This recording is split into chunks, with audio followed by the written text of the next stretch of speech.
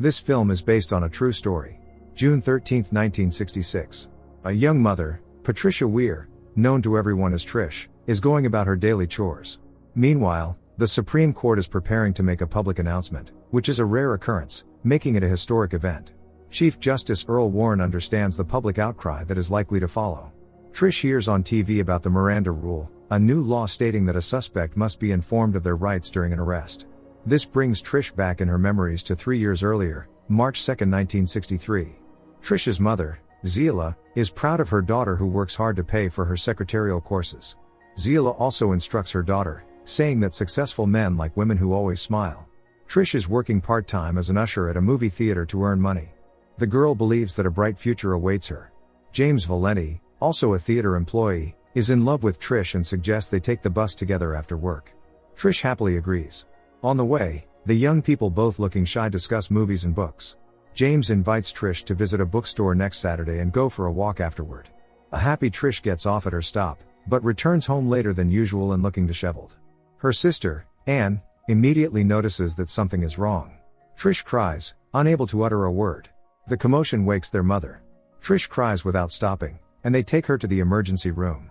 Anne is there to be with her sister. On her way home, Trish was attacked by a man who committed an inappropriate act.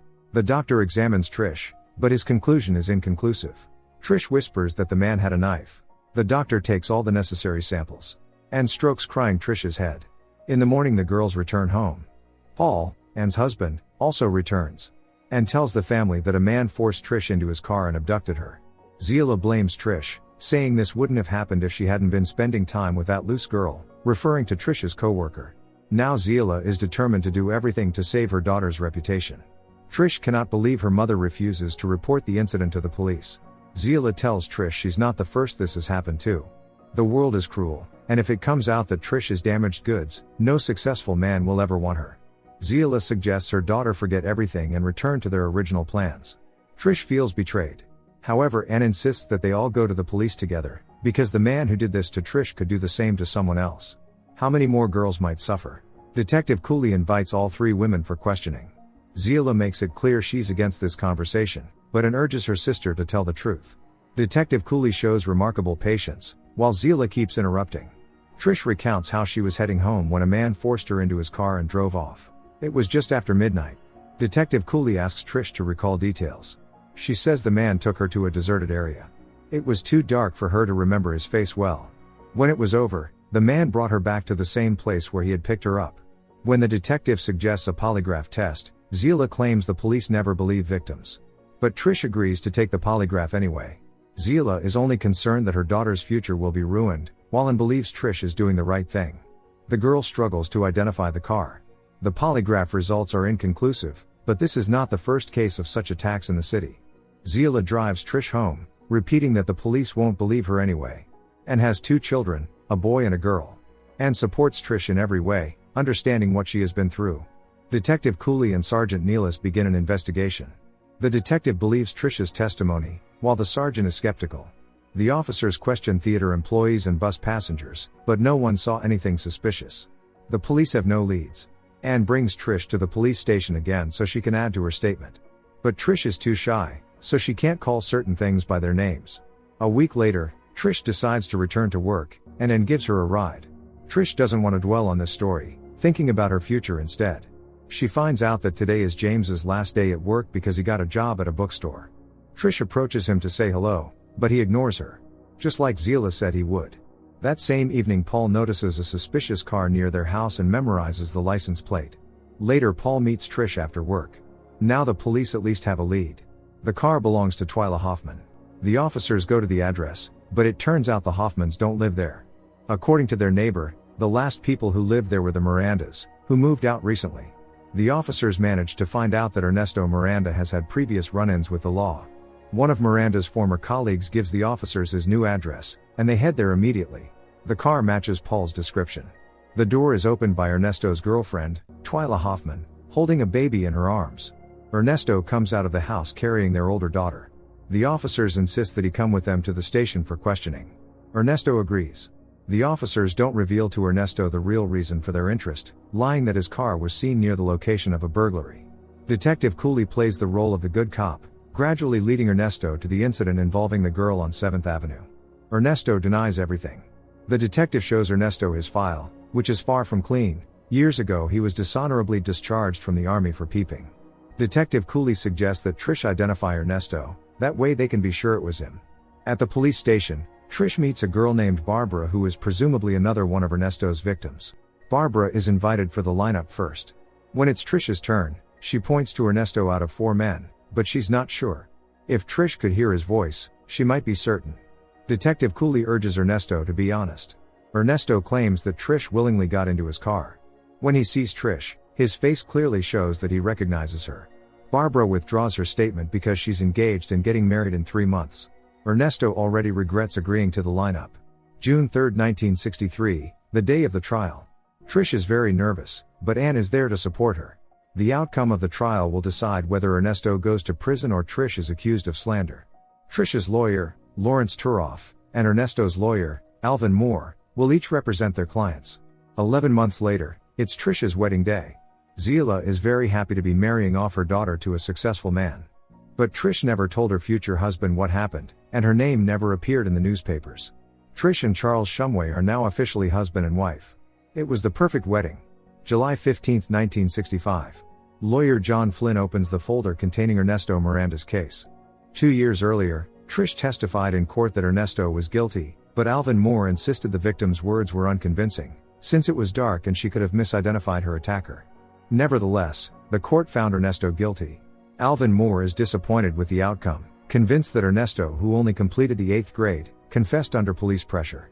Ernesto didn't even know his rights and now awaits his final sentence in prison. In the present, John Flynn, after reviewing all the case materials, calls it a travesty of justice. There is no compelling evidence against Ernesto.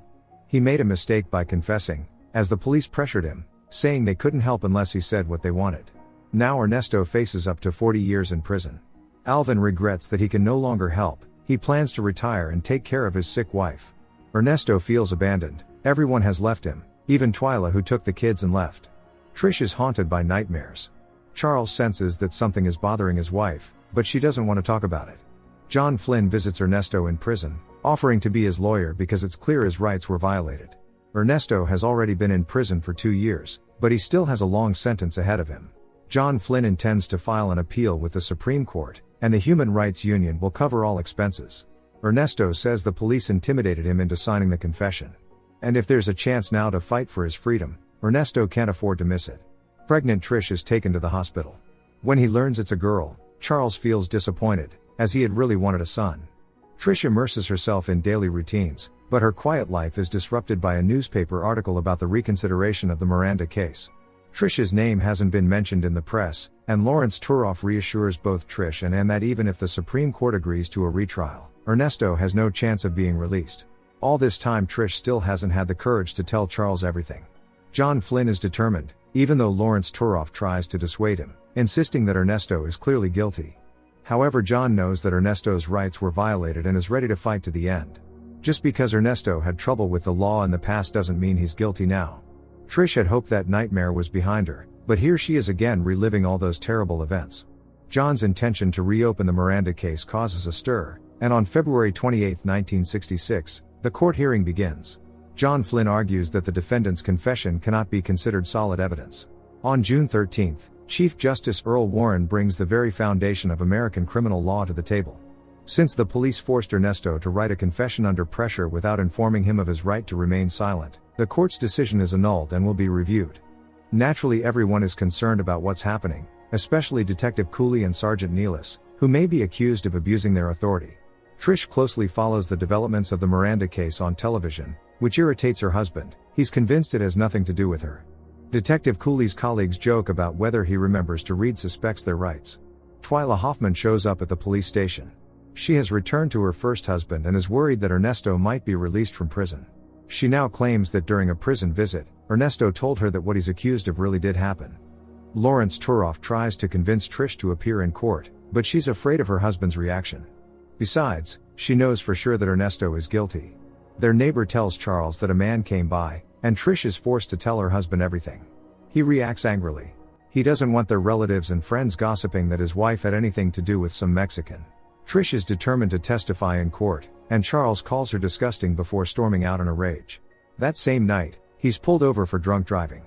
Detective Cooley and prosecutor Toroff offer Charles a deal. They won't press charges if he agrees to look through a folder of photos of recent female victims. Only one of them, Trish, had the courage to put the criminal behind bars. She's a hero, no less. The detective and prosecutor promise Charles that his wife's name will not appear in the papers. Lawrence Toroff still hopes to convince John Flynn to back off, but John doesn't like to lose. When persuasion doesn't work, Toroff adds Ernesto's ex-girlfriend to the witness list, which enrages Flynn. February 15, 1967. The retrial of the Miranda case. Trish is accompanied by her mother and sister. Zila worries that Trish's intention to testify will destroy her marriage, but Trish is determined to see it through and asks her mother to go home.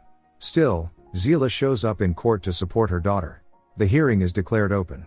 Judge Wren reminds the journalist not to mention the plaintiff's name in the press and warns the jury not to watch or read any news. The first witness is called, Patricia Weir, who recounts how Ernesto Miranda abducted her. As she speaks, she cannot hold back her emotions. John Flynn challenges the victim's statement, arguing that she could not have missed the tattoo on the assailant's body, even though she never mentioned it during her initial statement or while helping to create a sketch of the suspect. Trish says it was too dark. The next witness is Detective Cooley. The judge agrees with John Flynn's argument that the police exceeded their authority by not informing Ernesto of his rights and by tricking him into giving a confession. When Lawrence Toroff calls the next witness, Twyla Hoffman, John Flynn objects, but the judge overrules him. By law, spouses are not required to testify against each other, but Ernesto and Twyla were never officially married. She states that Ernesto confessed the crime to her during one of her visits to the prison. Twyla says she didn't come forward earlier because she was afraid. John Flynn points out Twyla's fraudulent actions with her tax return. In tears, she explains that after Ernesto's arrest, she was left jobless with 3 children. Twyla also claims that Ernesto was a bad husband and father, caring only about himself. The judge calls a recess. John Toroff tells Trish how strong she is and thanks Charles for coming to support his wife despite everything. It's very difficult for Charles. John Flynn directly asks Ernesto what he told Twyla during her visit to the prison. Ernesto confirms that he confessed the crime to Twyla. Nevertheless, John has no choice but to continue defending Ernesto in court. The hearing resumes, and Trish is once again called as a witness. When Lawrence Toroff shows her a photograph of Twyla's car, she confirms that it's the same vehicle. When Toroff asks Trish about her feelings on the night of the attack, Flynn fiercely objects, saying that it's irrelevant and that Trish's emotions have no bearing on the case. Heated arguments erupt, and at that moment Trish sinks into memories of those horrific events. Suddenly Trish screams that she thought she was going to die that night, and the courtroom falls silent. After deliberation, the jury is ready to deliver the verdict, finding Ernesto Miranda guilty on all counts. The judge tells Ernesto that he was granted every possible privilege, one of the best attorneys, free of charge, and a review of the case in the Supreme Court, but his victim received no such privileges and is forced to live with the consequences of his actions for the rest of her life. Thus the judge sentences Ernesto to 20 years in prison. For Trish's family, hearing this is an immense relief. The session is declared closed. Unexpectedly, Trish publicly forgives Ernesto.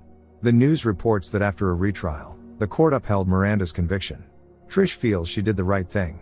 8 years later, Ernesto is released on parole, and the first thing he does is visit John Flynn. Ernesto intends to sue the state of Arizona for mistreatment by prison guards, but Flynn refuses to help.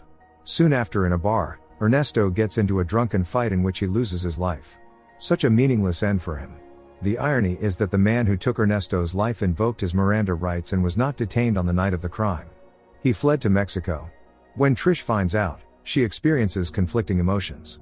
Then a voiceover tells us about the real people behind the story. Patricia Weir divorced Charles Shumway in 1982. She is now doing well, surrounded by children and grandchildren. Lawrence Toroff went on to have a major career in the Maricopa County Prosecutor's Office. Alvin Moore was the one who initiated the Miranda right. He died at the age of 91. John Flynn remained Arizona's most sought-after attorney and passed away suddenly at the age of 55. Detective Cooley was promoted to captain and retired in 1978. The law granting detainees the right to remain silent and request an attorney has been adopted in more than 100 countries.